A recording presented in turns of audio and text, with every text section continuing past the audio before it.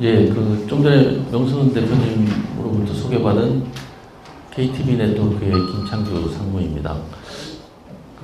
왔더니 또 아시는 분도 한 분 계시고, 그래서 좀 서먹서먹하지는 않은데, 저는 KTB에 93년도 말에 입사를 해서 지금까지 이제 왔는데, KTB가 옛날에 이름이 저희 코리아 테크놀로지 뱅킹 앤 코퍼레이션이었어요. 그래서 한국 종합기술금융이라고 과기부에서 세워서 과기부에서 80년대 초반에 만들어서 벤처캐피탈을 국내에서 거의 첫 번째로 업무를 시작한 회사입니다. 그런데 2000년도에 민영화가 돼서요.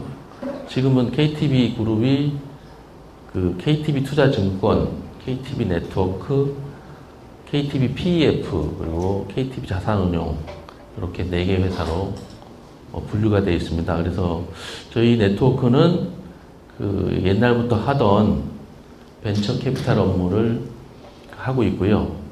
나머지 관계사들도 투자 관련 업무를 하고 있습니다. KTB PEF에서는 사모펀드를 운영하고 있고요. 그래서 일단 저는 입사해서 벤처 캐피탈 쪽에 투자 업무를 했기 때문에 이쪽에 관해서 지금까지도 일하고 있고요.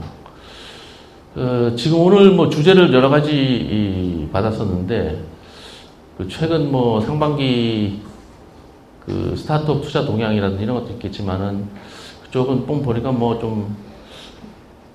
조금 딜 사이즈 작고, 그리고 얘기하는 데 대해서 일단은 좀 여기 보면 예비 창업자들도 계실 거고, 그리고 창업한 지 얼마 안 되신 분도 계실 거고 해서 좀 매크로하게 좀 큰 흐름을 얘기하는 게 낫지 않나 싶어서 저희 회사에서 만든 자료가 있어서 제가 오늘 간단히 소개해 드리도록 하겠습니다. 순서는 한국과 일단 벤처캐피탈의 효시가 이제 미국이잖아요. 그래서 우리나라하고 이스라엘하고 일본 같은 경우는 정부에서 주도를 해서 공적 벤처캐피탈이 시작된 나라고, 미국 같은 경우는 자생적으로 벤처캐피탈이 시작된 민간 사이드부터. 그래서 미국은 보니까 하버드 대학교의 도리어트 교수인가, 그 양반이 1946년도에 벤처캐피탈을 만들어서 거기서 처음 투자한 회사가 멀티플이 100 정도 났다 그래요. 100배 이익이 난 거죠. 그래서 그때부터 좀 굉장히 금융권 쪽에서 하이라키로 보면은 미국 같은 경우는 벤처캐피탈 파트너들이 대부분 나이가 여기 저기 참석하신 분 중에 하나도 외국에서 오신 분이 계시는데, 보니까 파트너들은 나이가 보통 한 50대 후반에서 10년 60대까지 계시는데, 보통 자기가 돈을 투자를 해서 펀드를 만들어서, 보통 미국은 펀드 사이즈가 한 3억 불에서 한 7억 불 사이? 그 정도 되더라고요. 좀 큰 데는 10억 불짜리 펀드도 있고.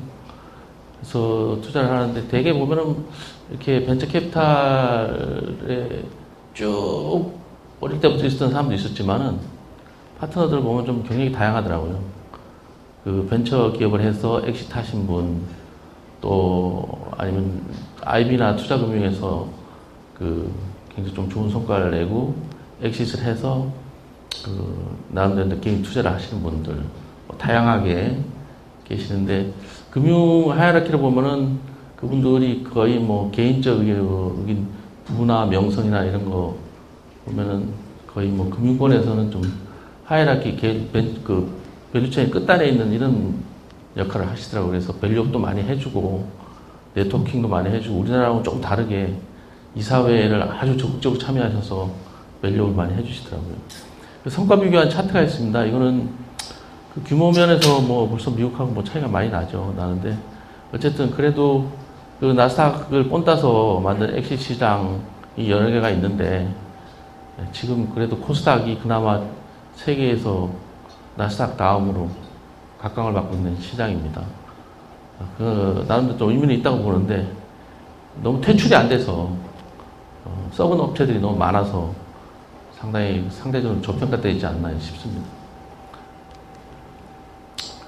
두 번째로 그 회사들 내용이 있습니다. 쭉 나와 있는데 여기서 좀 주목해 볼 만한 게 저 넷스케이프라는 회사입니다. 넷스케이프가 이제 1세대인데 그 최근에 이제 미국에서 그 굉장히 그 공격적으로 투자를 하고 각광을 받는 그 벤처 캐피탈 중에 하나가 앤더슨 호로위치라는 그 벤처 캐피탈이 있어요.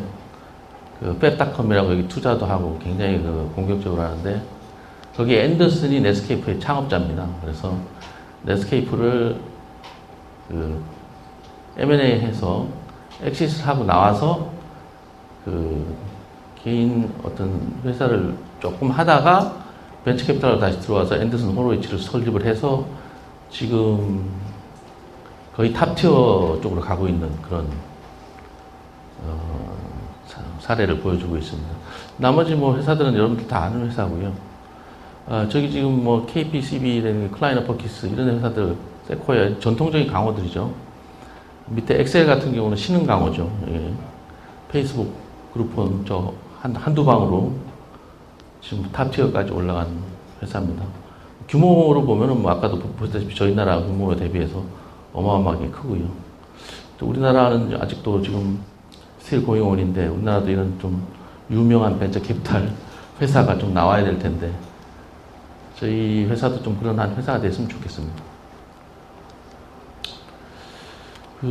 저희가 이제 80년대 초반에 회사가 설립되다 보니까 그 초반에 공기업일 때 저희가 그 실리콘밸리 팔로알토에 저희 사무실을 만들었어요. 그래서 저희 직원이 상주를 하면서 그 투자 업무와 투자 보조 업무를 하고 있는데 최근 그 동향을 보내온 자료입니다, 이게. 근데 그 작년도에 그 회사명이라든지 뭐 이런 부분들은 쭉 뭐 참조하면 되는데 제가 좀 보시고 싶은 펀딩 규모를 한번 보시라는 거예요. 펀딩 규모를. 보통 1등 회사 같은 피스카 같은 경우는 뭐 2억 7천만 불이죠. 누적해서 9억 불입니다. 9억 불. 쭉 보시면 좀 밑에 있는 기업들도 밑에 있는 기업들도 아니죠. 워낙 여기 있는 회사가 많으니까 8,900만 불. 누적해서 1억 4천만 불. 분야별로 보시면 뭐 IT가 대부분 한 50% 정도 되고요. 이 추세를 바로 보여줄 수 있습니다. 여기 보면은 모바일 관련된 것들, 클라우드, 소셜. 2013년도에 그 키워드가 4대 키워드가 그 소셜, 모바일, 클라우드, 빅데이터 이 4개잖아요. 그래서 대부분 뭐 그거 테두리 안에 들어가고요.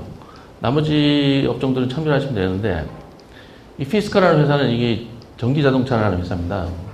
전기자동차를 하는 회사인데 전기자동차라는 게 사실은 뭐 국내는 아직 상용화가 안 되고 국내는 하이브리드 차 정도 나와 있는데 전기자동차가 이게 가격에 비해서 효율이 굉장히 작아요. 작은데 이 피스카라는 회사는 어디에 그 초점을 뒀냐면 사실 전기자동차의 그 핵심은 구동부입니다. 구동부여서 그 구동을 가솔린으로 하느냐, 디젤로 하느냐, 그 다음에 여기 나와 있는 전기로 하느냐 이 차이인데 이 피스카는 너무 그 디자인에 열을 올렸어요. 그래서 이게 지금 거의 우리나라 치면 법정관리 정도 들어갔을 겁니다. 이 회사가. 그래서 들어갔는데 지금 굉장히 상태는 안 좋다 그래요. 근데 분야는 클린텍 에너지인데 여기 있는 왜 그렇게 됐느냐 이제 그 원인을 따져보니까 분야는 클린텍 에너지인데 이 사람들은 지금 하이라키, 그러니까 경영진의 하이라키를 보니까 경영진의 하이라키가 이게 디자인 쪽에 이제 가다 보니까 디자인하고 외형 부분에 있어서 신경만 썼지 정작 그 자기 구동 부분에 대해서는 신경을 덜 쓰고 아웃소싱을 하니까 이게 뭐 비용이 산때문에 불어나는 거죠. 이 그 구동 부분에 지금 전기 쪽 구동 부분에 지금 그 가격은 굉장히 비싸거든요. 그걸 외주로 했으니까 이게 차가 얼마나 비쌌겠어요. 이 회사하고 딱 대별되는 회사가 테슬라 모터스가 있어요. 테슬라는 누가 설립을 했냐면 그 페이팔을 엑시트하고 나와서 엔젤 투자하는 양반인데 그 양반이 이제 투자를 한 것 같습니다. 테슬라라는 자동차 회사. 근데 테슬라 회사는 거꾸로입니다. 거꾸로. 디자인은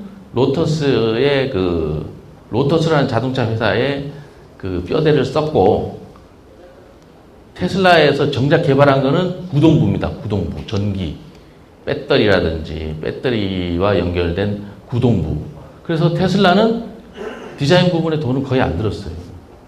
그래서 지금 거꾸로 지금 전기자동차 회사들 다 망해가는데 테슬라는 지금 승승장구하고 있습니다. 그 조사해 보시면 나오는데. 그런 차이가 있더라고요. 그러니까 이게 똑같이 펀딩을 받아도 여기는 디자인 중심으로 해서 회사가 3억 불 가까이, 누적해서 9억 불 펀드레이징을 받고서도 회사가 맛이 가고, 저 핵심을 파고드는 테슬라 같은 경우는 지금 승승장구하고 있는 그런 상황입니다. 그러니까 나중에 M&A 된다 그래도 테슬라는 핵심 부분인 전기 구동 부분을 갖고 있기 때문에 밸류 자체가 뭐 어마어마할 거예요. 그 다음에 참고할 만한 회사는 이 스퀘어라는 회사. 뭐 다 아시는 회사죠, 이 회사. 왜 스퀘어냐면 스마트폰 안에, 위에 그 사각형의 그 카드 리더기를 꽂아서 영세업자들이 카드 결제를 할 수 있게 하는 시스템 개발은 우리로 치면은 정말 허접하고 어떻게 보면 굉장히 심플한 그런 솔루션인데 이 2억 불 투자를 받았습니다. 지금 굉장히 그 화두가 되고 있는 회사입니다. 스퀘어라는 회사. 나머지 회사들은 쭉 뭐 참고하면 될 것 같고요. 클린텍이라는 이런 부분들은 뭐 말할 건 없고. 박스라는 거는 이건 어차피 저기 우리나라 그 웹하드 같은 거예요.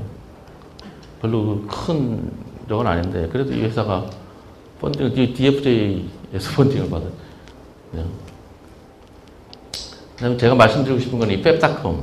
이거는 좀 참고할 만한 게 이게 뭐 소셜 쇼핑, 소셜 커머스 쪽에 이제 회사인데 소셜 커머스 업체가 많잖아요. 많은데 여기는 뭐를 중점을 뒀냐면 디자인입니다. 디자인. 그래서 여기 모토가 Everyday New Design입니다. 그래서 굉장히 그 신기하고 재밌게 생긴 물건들이 많아요. 그래서 여기도 이제 파운더 중에 하나 인도 사람이 있던데 어쨌든 지금 펩닷컴도 보면은 앤더슨 호로위츠가 투자를 했죠. 앤더슨 호로위츠가 이게 퍼스트 라운드부터 리딩을 한 그런 어떤 프로젝트가 되겠습니다. 아까 앤더슨에 대해서는 제가 말씀을 드렸고요. 나머지 핀터레스트는 좀 너무나 잘하는 회사가 되겠고요.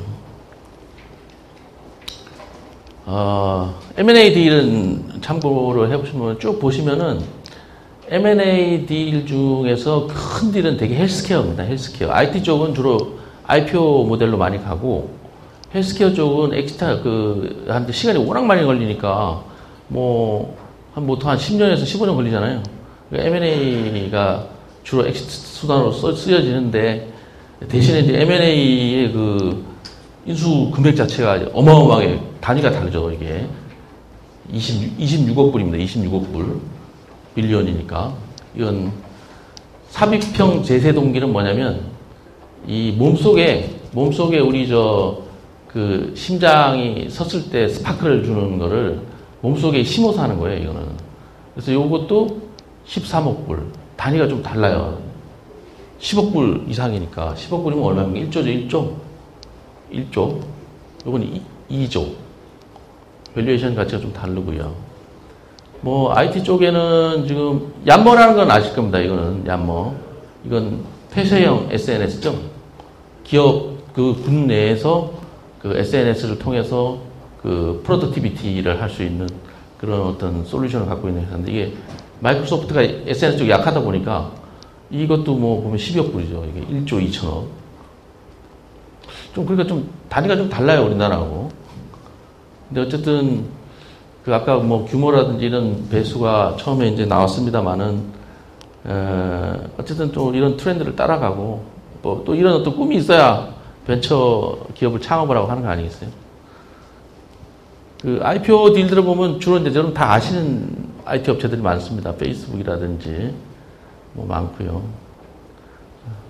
특별하게 여기는 그 서비스 중에서는 이 카약이라는 거 그죠? 여행 온라인 정보 사이트. 이거 이제 상장되고 나서 바로 M&A 됐죠, 이거. 그 큰 여행 사이트에. 그래서 보면은 하여간 M&A는 헬스케어 위주로 되어 있고 IPO는 IT 기업들 위주로 되어 있습니다. 그래서 미국은 최근에 그 동향을 보니까 그 극과 극이더라고요. 그래서 예전에 강좌들이 있고 그 외에 최근에 이제 그 마이크로 VC라 그래가지고 여기 보시면은 그 여기 쭉 나와 있는데요. 이 VC들은 뭐 미국으로 보면 규모는 작은데 저희 나라로 보면 저희 나라 벤처 캐피탈 정도 돼요.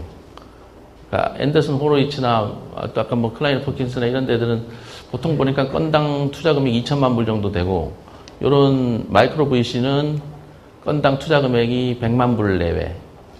100만 불에서 한 300만 불 정도 되는데 여기서 뭐 요 보시면 요 제일 유명한 데 있죠, 여기. 500 스타트업. 여기는 보면은 그 엔젤들하고 이렇게 마이크로 그 VC나 좀 마이크로 투자하는 사람들 중에 그 마피아 군단이 그 페이팔 출신이라 그래요. 여기도 페이팔 출신입니다. 아까 테슬라도 페이팔 출신. 페이팔에서 돈을 번 사람들이 나와서 그 어떤 재투자한 사람들이 성공한 사례가 많은 것 같아요. 그래서 여기 SB 엔젤은 여러분 잘 아시는 그 엔젤 캐피탈 최근에 제일 잘 나가시는 분이죠. 그 란 칸웨이라고 우리나라 그 벤처 엔젤 협회 그 책에도 나오잖아요. 란 칸웨이 하고 페이팔 출신들. 그래서 이분들이 지금 SB 엔젤의 그 란 칸웨이가 다 투자를 했어요. 보니까 처음에 페이스북부터 해가지고 트위터 뭐 많게는 뭐 50만 불부터 크게는 뭐 한 150만 불 정도까지 해서 쫙 뿌려가지고 이 사람 뭐 란칸의 어떤 모토는 뭐냐면 스프레이 앤 프레이라고 스프레이 앤 프레이 뿌리고 기도하고 좋은 게 나오면 다시 인젝션 해주고 무조건 뿌리는 거야. 일주일에 2개씩 엘리베이터에서 만나서 5분 만에 인터뷰에서 사업 계획서 받고 뿌리고. 근데 이제 그걸 뭐 이렇게 여기 이제 모델을 보시면 아시다시피 기존의 VC는 이렇게 스테디하게 가는 거죠. 이사회에 참여를 해서 이렇게 해라 저렇게 해라 그 다음에 이렇게 하시면 안 돼요. 우리가 원하는 대로 하시면 펀드 레이징 해드릴게요. 이렇게 가는 게 이제 기존의 루틴한 VC 모델이고 최근 VC는 이런 겁니다. 그냥 뿌려서 옵사이드가 큰 거 몇 개를 집중적으로 하는 거죠. 근데 이게 지금 반향을 일으키고 있어요. 미국에서는. 그래서 최근에 우리나라에도 파이브란드 스타트업 그 사람이 와서 투자를 몇 군데 했어요. 쉐이커 미디어라고 또 투자하고 몇 군데 했던데 잘 아시는 분도 아시는지 모르겠습니다만. 그래서 나름대로 이 비즈니스 모델도 의미가 있다. 그리고 우리나라에서도 지금 초기 투자 전문 VC들이 많이 생겼죠. 그래서 그 부분은 참 저는 좋다고 봅니다. 왜냐면은 옛날에는 그쪽 재원도 얼마 없었고 그리고 그쪽에 어떤 투자 철학이 있거나 그쪽에 대해서 어떤 가치관이 있으신 분들은 그 정작 이제 여건이 안 좋았으니까 투자 자체를 잘 못했거든요. 근데 지금은 모바일 쪽에 이제 또 그 좋은 업체들도 많이 나오고 그리고 거기서 이제 나름대로 캐시아웃 하신 분들이 또 초기 벤처 캐피탈 설립도 하시고 하면서 예전보다는 굉장히 그 좋은 것 같아요. 환경 자체도 좋고. 그래서 차라리 요즘 좀 분업화가 좀 잘 되는 것 같아요. 그래서 초기 투자업자들이, 초기 투자 벤처들이 이제 투자를 하면, 이제 저희 같은데, 저희 회사는 이제 이 투자업계로 보면 이제 대기업 정도 되는 회사니까 우리가 이제 세컨드나 서드 라운드 아니면 뭐 프리아이포 단계에서 투자를 해주고 하는 이런 좀 생태계가 돼가는 것 같아요. 그래서 저는 뭐 다른 건 모르겠는데 이 박근혜 대통령 들어와서 이 청년 창업이라든지 벤처 쪽에 이렇게 많이 그 예산 부분은 크게 할애된 건 아니에요. 제가 보니까. 근데 이제 그 시선 자체를 지금은 사실은 금융위까지 나서서 하니까 M&A 부분에 있어서 그 세제 부분을 확 뜯어고쳤거든요. 그래서 지금은 이제 소규모 M&A가 좀 뒤에서 제가 말씀드릴 건데 소규모 M&A가 이제 일어날 수 있는 이런 어떤 환경이 되지 않나. 그러면 이제 조그맣게 투자하는 사람들도 엑시시 가능한 거죠. IPO를 안 하더라도.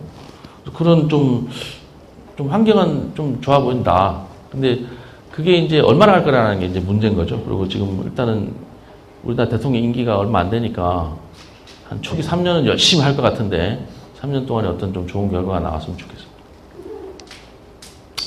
투자연합 뭐 아까 말씀드렸어요. 대충 우리나라는 뭐 한 1조 2천억 정도. 미국은 300조죠, 300조. 한 300배 정도 되는데. 규모 면에서 보면 미국엔 상대가 안 되고요. 그러나 이제 어쨌든 꾸준히 뭐 이렇게 또 투자가 되다 보면 좋은 결과가 나올 수는 있는데, 근데 이제 문제는 뭐냐면 엑시트가 잘 안 된다는 거죠. 엑시트가. 펀드레이징 추이도 보시면 뭐 좀 그런데 이 우리나라 같은 경우 작년에 훅 떨어진 게 이게 보통 이게 대통령 정권 말기가 되면 이렇게 우리나라의 벤처 캐피탈의 대부분 펀드의 대부분이 이제 정부 관련 어떤 기관에서 주는 그 자금들이 대부분이기 때문에 그게 뭐 좀 줄어요. 그래서 작년 같은 경우 확 줄은 것 같습니다. 그러지 말아야 되는데 계속 그래요. 그 스테이지별로 국내 벤처캐피탈 시장을 보시게 되면은 우리나라는 좀 후기에 많이 몰려 있죠. 근데 미국은 초기, 중기, 후기가 좀 골고루 이렇게 돼 있습니다. 그리고 산업별로 보면은 우리나라 저 CT가 컨텐츠입니다. 이게 환경 쪽이 아니고 콘텐츠예요.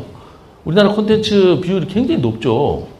이 이유는 뭐냐면 아까도 말씀드린 재원 부분에 문화관광부에서 컨텐츠 쪽에 할애하는 예산이 중소기업에 주는 어떤 예산보다 많아요. 그래서 우리나라는 좀 기형적으로 그쪽 부분 재원이 많이 풀려 있어서 어쨌든 정부에서 이쪽 산업을 매년 굉장히 좀 큰 베이스로 도와주고 있습니다. 왜냐면 이게 처음 이제 시발된 게 영화 수입 자유화하면서 이제 반대로 했는데 어쨌든 그래도 콘텐츠 쪽이 꾸준히 많이 성장이 되고 있어서 이건 효과는 이제 나올 것 같아요.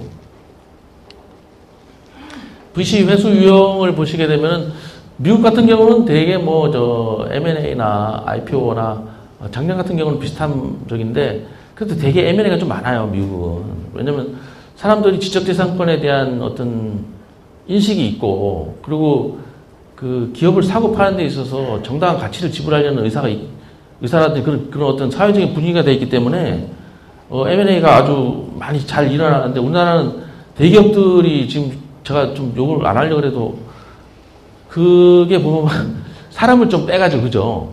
사람을 좀 빼가지 않나 아니면은 정당하게 가치를 지불하고 그 회사를 M&A에서 사서 그거를 어떤 IP라든지 이걸 취득을 해야 되는데 소프트웨어 쪽에 엔지니어가 좀 부족하다 싶으면 연봉 좀 더 줘서 중소기업에 있는 M&A가 직원들이 다시 대기업으로 들어가고 그러니까 그런 식으로 이렇게 되면 중소기업이 발전할 수가 없잖아요.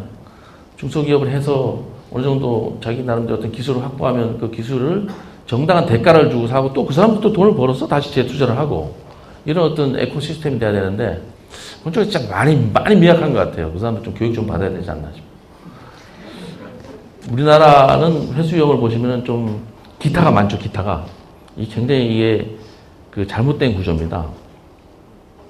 저 기타가 거의 이거는 약정해서 회수하는 이런 사례일 거예요. 대개 보면 기타가. 그러니까 우리가 풋옵션을 하거나 아니면은 회사에서 다시 배당을 해서 그 투자에 대해서 상환하는 이런 형식인데 이게 그런 거죠. VC 입장에서도 회사는 이익을 내는데 회사가 IPO가 안 되고 M&A가 안 되면은 회수할 길이 막연하거든요. 그러면 결국 나중에 회수하는 거는 회사와 협의를 해서 물론 아까 강의 다 들으셨겠지만 주식의 종류는 다 아실 겁니다. 그래서 우선주가 많기 때문에 우선주로 회수하는 경우가 많아요. 문제점이 개선 방향이 나와 있습니다. 나와 있는데 지금 박근혜 정부에서 하겠다는 게 이 간접금융보다 직접금융을 늘리겠다는 거죠. 그래서 이 금융 사각지대 부분을 어떻게 해소할 거냐라는 부분이 있고 이런 부분에 있어서는 상당히 지금 정부에서 금융위까지 나서서 성장 사다리 펀드라든지 이런 에코시스템 조성하려고 노력하는 상황이기 때문에 그래도 지난 정권보다는 굉장히 좋아 보이고요. 이런 부분에서 가시적 효과가 좀 빨리 좀 나왔으면 좋겠습니다. 그리고 이 라이프 사이클 지원 체계 강화 부분은 보통 이게 우리가 이제 펀드 투자를 하다 보면은 저희가 펀드 존속 기간이 한 8년에서 8년, 적게는 한 7년. 그래서 크게 한 10년 정도인데 투자 기간이 한 뭐 4년 정도밖에 안 되거든요. 4년. 그럼 4년 만에 투자를 해서 그 뒤부터는 엑시트가 들어가려면 초기 업체를 투자를 잘 할 수가 없어요. 그리고 중간에 그 2차, 3차 성장기에 단계별로 투자가 잘 안 돼요. 왜냐면 펀드 만기가 있으면 추가 투자를 못 하거든요. 그러면 돈은 필요한데 기존 투자자가 해줬으면 좋겠는데 펀드 만기 때문에 못 해주는 이런 불상사가 발생이 됩니다. 지금 그런 상황이고요. 그래서 이런 부분들은 사실은 좀 그 정부에서 출자를 할 때 저희 쪽 업계와 좀 많이 좀 협의를 해서 좀 어떤 전향적인 방향으로 했으면 좋겠고, 어쨌든 뭐 그래도 지금은 제가 누차 말씀드립니다만은 작년 재작년에 비해서는 훨씬 좋은 상황이고, 올해 내년에 진짜 뭔가 지금 준비하시는 분들은 해야지 우리 대통령님 임기가 딱 있으니까 초기 3년 안에 뭔가를 하셔야 됩니다. 이거 아까 뭐 연결된 건데요. 이게 뭐 요거는 다 아시는 건전한 상식입니다. 그래서 최근에 그 경제신문에서 데시벨리 많이 나오잖아요. 그 데시벨리가 이게 이제 옛날 산자부에서 이제 그 용역을 줘서 만든 프로젝트 중에 나온 건데, 저 부품 소재 투자기관 협의회에서 이제 제가 발췌를 했는데, 제가 거기 위원인데 이제 저 2차 밸리에 중점을 둬서 지원을 많이 했었어요. 지난 정권하고 해서 신성장 동력 펀드라든지 이런 부분인 주로 2차 데스밸리 쪽에 많이 지원했었는데, 이번에는 1차 쪽에 많죠. 그리고 1차 그 전도 지금 지원이 많이 되니까 한 번 더 말씀드리지만 3년 안에 뭔가를 하셔야 됩니다. 여기 그 해외 부분은 사실은 이게 네트워크가 좀 있어야 되는데, 국내 VC들 중에 사실은 해외 네트워크인데 거의 없어요. 몇 군데 정도 있는데, 저희는 이제 중국하고 미국이 있는데, 미국 사례를 말씀드렸으니까, 지금은 IT 부분에 있어서는 지금 중국이 모바일 쪽이 뭐 굉장히 빠른 속도로 지금 글로벌화 하면서 글로벌 메이저 업체들이 나오기 시작합니다. 치우 360이나 뭐 이런 데들 보면. 그리고 그쪽에 이제 저희가 한 1,000억 정도 연간 운영을 했는데, 그쪽도 밸류에이션이 뭐 장난이 아니에요. 거기는 어쨌든 인구가 많고, 한번 터지면은 매출이 굉장히 뭐 급격하게 터지기 때문에, 저희 나라 멀티플이 한 10배 정도 되는 것 같아요. 10배. 우리가 퍼 한 10개 받으면 거기 한 100개 정도 받을 수 있더라고요. 근데 아이템이 아주 대단하냐? 그렇지도 않아요. 근데 딱 다른 거는 그거밖에 없어요. 시장이 어마어마하게 크다. 우리가 한 4, 5년 전에 그 NYSE에 상장시킨 그 업체가 하나 있는데, 그 업체의 주 아이템이 뭐냐면은 엘리베이터에 TFT 광고하는 거예요. 근데 그게 시가총액이 2빌리언까지 갔어요. 중국 업체. 그리고 지금 중국 재벌 중에 하나가 고급 우유 판매하는 파스텔 우유 같은. 근데 돈 어마어마하게 많습니다. 근데 한 4, 5년 있으면 저희 이제 중국 VC에 취직해야 될지도 몰라요. 한국 진출 중국 VC. 그러니까 이게 지난 한 2, 3년간에 전 세계 IPO 물량의 50%가 중국 물이었거든요. 그러니까 IPO라는 거는 이제 이니셜 퍼블릭 오퍼닝이라고 해서 내가 직접 금융상업 시장에 가서 우리가 자금 조달하는 거잖아요. 그러니까 전 세계 IPO 되는 돈의 50%를 중국이 갖고 왔습니다. 그리고 제조업, 전 세계 제조업의 그 생산 기지가 중국이잖아요. 그럼 제조업에서 돈 들어가고, IPO에서 돈 들어가고. 그러니까 돈이 많을 수밖에 없어요, 지금 중국은. 근데 이제 또 나름대로는 지금 저희 중국 이번에 정권이 바뀌었잖아요. 바뀌었는데 거기 또 문제는 또 있더라고요. 그게 이제 농민들하고 인민들 복지를 또 증진시켜야 되니까 거기서 이제 인민은행 같은 데 대출해 준 게 맞나 봐요. 근데 거기 부실 규모는 좀 산정하기 힘들다 그래요.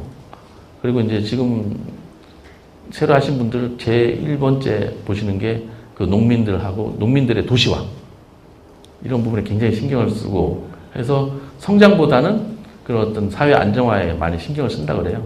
그래서 그런 부분은 참고하시고 대신에 지금 뭐 어쨌든 그 저가 스마트폰이 이제 중국에 나오고 아까 뭐 치우 360이나 뭐 모바일 쪽에 어떤 이런 업체들이 중국에서 나오기 시작하니까 굉장히 이제 우리나라도 이제는 그냥 있다가는 안 되는 이제 시점이 온 것 같아요.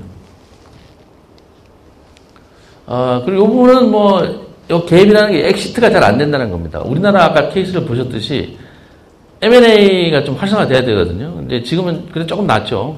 소규모 M&A가 되면은 이제 엑시트가 되니까 소규모 투자가 되는 거죠.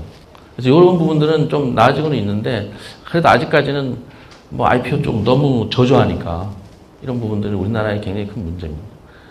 VC 쪽에 IPO 돼서 VC 쪽에 돈이 들어오거나 아니면 투자자한테 돈이 들어가야 이게 재투자가 되는데 돈이 계속 잠기는 거죠. 투자는 되는데 엑시트가 안 되니까. 그래서 이런 부분에 있어서는 좀 이게 뭐 이게 그 차원에서 계속 말씀드리는 건데 선순환 구조가 돼야 된다. 뭐 이런 거고요. 그러면 이제 경쟁력 강화하기 위해서 이제 향후에 우리가 어떻게 가야 되느냐. 그래서 지금 현재는 뭐 이렇게 시점에서 그냥 한번 투자하고 말고 꾸준히 지원이 안 되고 이런 건데 펀드 기간을 좀 길게 해서 그 단계별로 좀 한 번 투자한 사람이 두 번 투자도 할 수 있게 하는 어떤 이런 좀 구조가 됐으면 좋겠다. 그리고 해외 비즈니스 적극적으로 했으면 좋겠다. 그리고 벤처 캐피탈도 좀 반성을 해야 될 게 뭐냐면 중기업 벤처 캐피탈들도 수익을 내야 되니까 뭐 좀 될 만한 회사 아니면은 될 만한 좀 이미 큰 기업의 프리 IPO 딜이나 아니면 구주라든지 이런 것만 좀 하시는 분들도 계시더라고요. 근데 그건 제가 보기에는 그 정말 우리 어떤 원칙적인 측면의 벤처 캐피탈리스트는 아니고 저희도 뭐 공기업 때부터 제가 일을 해서 그런지 저희 회사에서 처음에 이제 상장시킨 게 메디슨하고 미래산업이 이제 저희 회사 투자해서 상장시킨 거거든요. 그때는 코스닥도 없었어요. 굉장히 뭐 보람도 차고 한데 막 그런 부분에 좀 많이 좀 했으면 좋겠다라는 게 제 개인적인 바람이고 뭐 이상으로 좀 강의는 짧게 끝마쳤습니다.